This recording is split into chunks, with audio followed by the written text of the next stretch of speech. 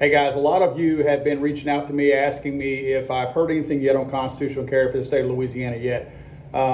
Yes and no. Nothing has been final yet. It does appear, I've spoken with several representatives and a couple of senators, it does appear that there will actually be a veto override session in the state of Louisiana, something extremely historical, something that has not been done since the current constitution for the state of Louisiana went into effect in 1974, I believe. So this is a big moment.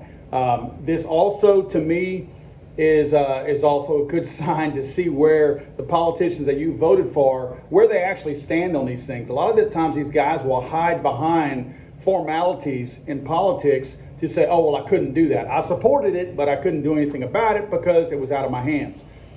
This is putting everything back into the hands of these politicians. So technically tonight at 11:59, or actually 12 a.m., tonight, this is the 15th. So we're going to hear after that, which it may not happen right at midnight, but at midnight is the deadline for either the cards to be sent in saying that you do not want a veto override session, or you withhold those cards and they count the ones that have not come in, and if the majority of those then say haven't come in, then that's going to basically kick in the automatic veto override session, which means that everybody will be going back to Baton Rouge to look at the bills to override. Now, the interesting thing is the governor kind of, and I'm keeping my notes alive over here, the governor kind of crapped in his own bed, if you will. We are all excited about the veto override session simply because there's a constitutional carry bill in there.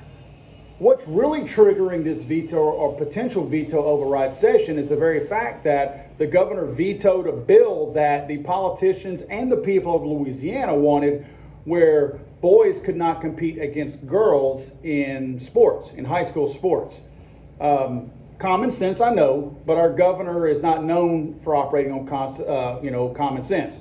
He's a power grab guy, really enjoyed the power that he had during the coronavirus scandemic.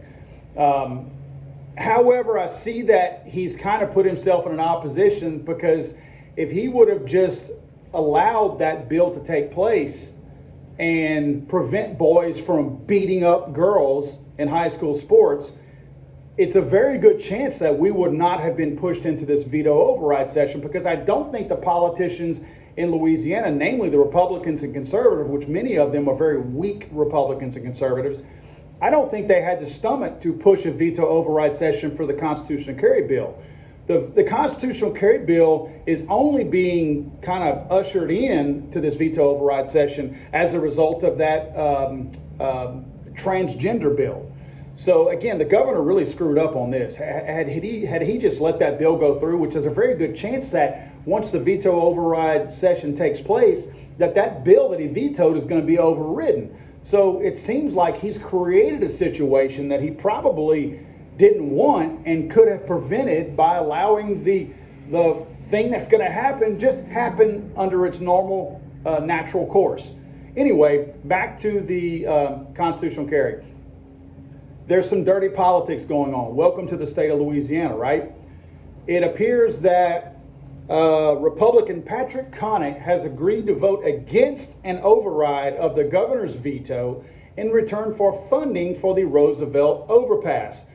I looked and I did not find any immediate information on the Roosevelt overpass, but my guess is it's an overpass in Republican Patrick Connick's district in the state of Louisiana. This is common knowledge. It says the budget for that project is in the millions of dollars. Two other sources also claim that Connick directly told them the same thing. The sources stated that the governor had a meeting with Connick and the Democrats that voted for constitutional carry in the past few days. So this guy, a Republican, Patrick Connick, is being bribed. He's being offered millions of dollars that could be withheld if the governor feels like this guy votes in the wrong way. There's also 6 Democrats that had voted for this bill before it was vetoed by the governor, that the governor has called in and spoken to like bad kids.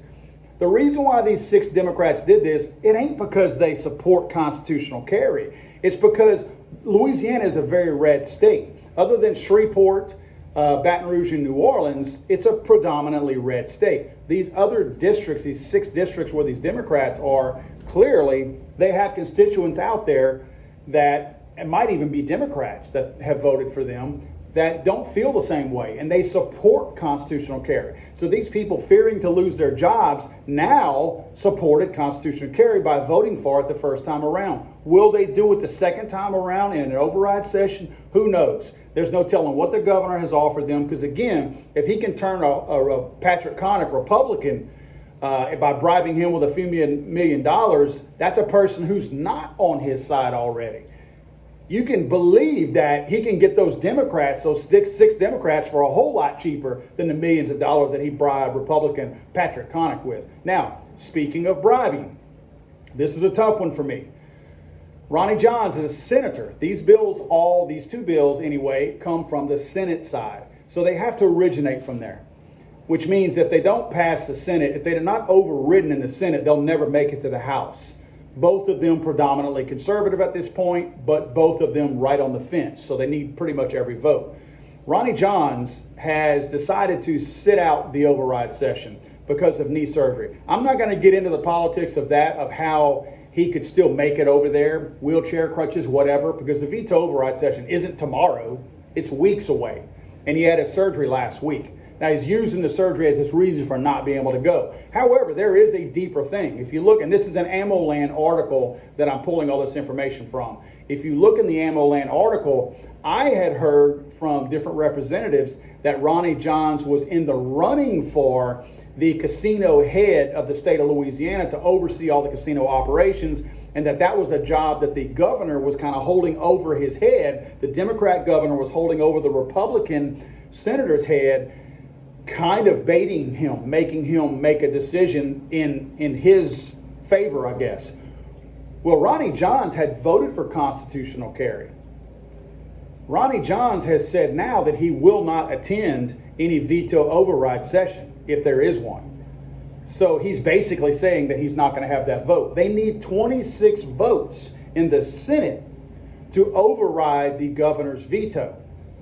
There's 27 Republicans, including Johns. So with Johns sitting it out because he's getting this job from the governor with the state and the casino board, that means they need every single Republican to essentially override, to vote to override for constitutional carry. And as we've seen, Republican Patrick Connick is one of the guys, and I don't know if he's in the House or the state, the Senate. I wish I would have looked at that before this. I don't know. I'll check on that, and I'll try to put that in the comment section below. But it's very easy. All the governor has to do is bribe one senator for the state of Louisiana, and this thing will not be overridden, and the veto will stand as it is. So again, guys, a really, really weird. According to this AmmoLand article, it says that Ronnie Johns has already accepted that the governor recently appointed Johns to a lucrative position on the gaming commission.